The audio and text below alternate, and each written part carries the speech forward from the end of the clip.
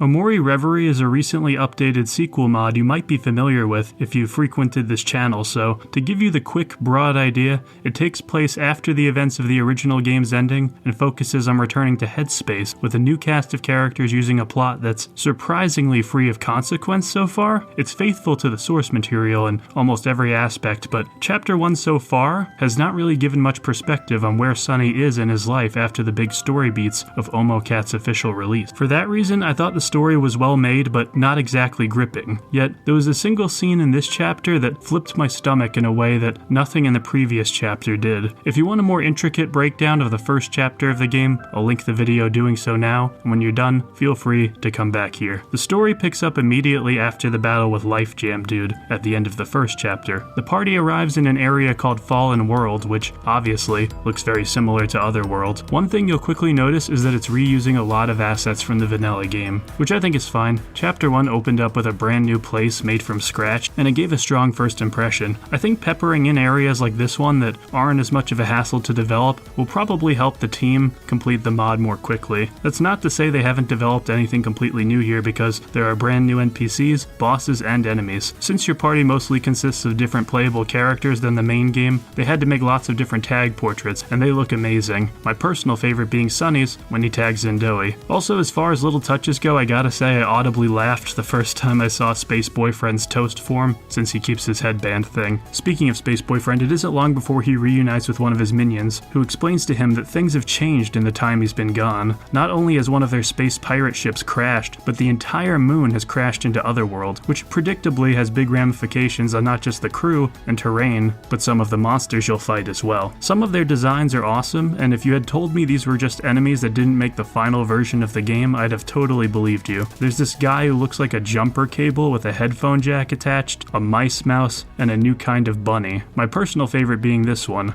I just find the design very novel. Also, there's totally side quests. I know there was optional content in the previous chapter, but it's really hard for me to take anything for granted when it comes to fan projects like this. There's some interesting design decisions that further deviate this from its previous chapter besides just new content though. There are several small parts where you actually separate from the party as Space Boyfriend to grab different items and optional collectibles. I like the challenge of not having as many party members available to help you, but with how forgiving OMORI has always been with running away from battles, it still doesn't add as much tension as you would think. As per usual, most of the tension will come from the story itself, though I feel it's important to say that I'm still not 100% sure what the overall stakes of this story will be. Sunny's character arc is not only resolved, but in a way that was extraordinarily satisfying, represented in the fact that he's wearing his real-world color palette here. OMORI is gone, having fulfilled his purpose of keeping Sunny from confronting himself. It's not an easy thing to top. Perhaps they're just going for a fun epilogue kind of thing, which sounds underwhelming at first, but if that's the case, I respect it, since the texture of this adventure at the very least is well written and drawn. Yet, it's hard not to feel like there's a big opportunity missed when you revisit a world with this much baggage and don't touch on anything major that happened in it. It's difficult not to desire some sort of bigger and broader conflict that ties, even loosely, to something from OMOCAT's game, or at least that's what my thoughts would have been had I not seen the very last scene in this mod. Before that last scene though, you'll happen across a handful of bosses, including a weeb version of Pluto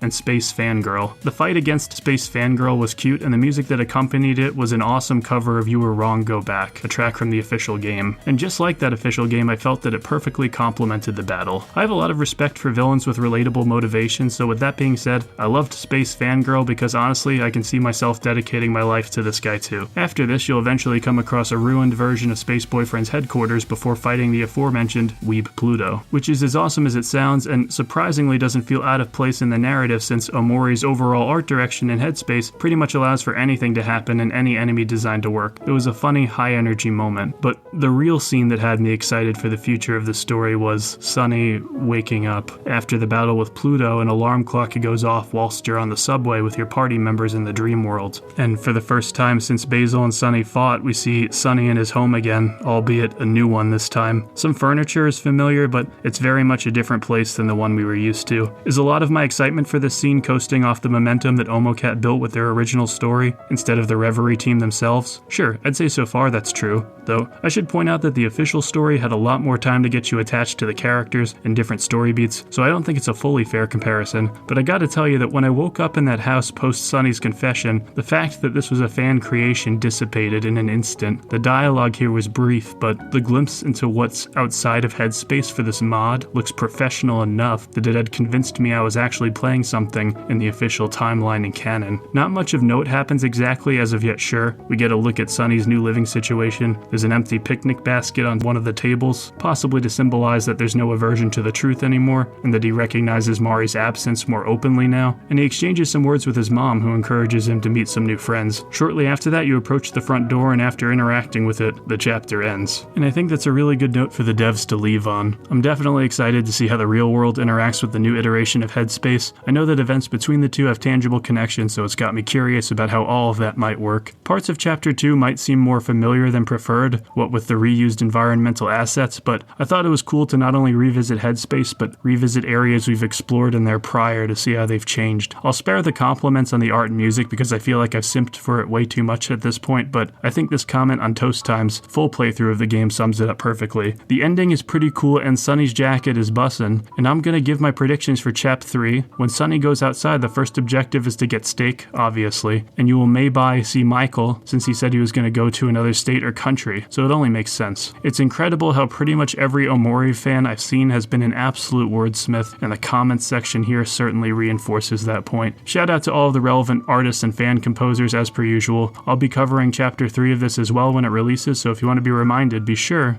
to subscribe.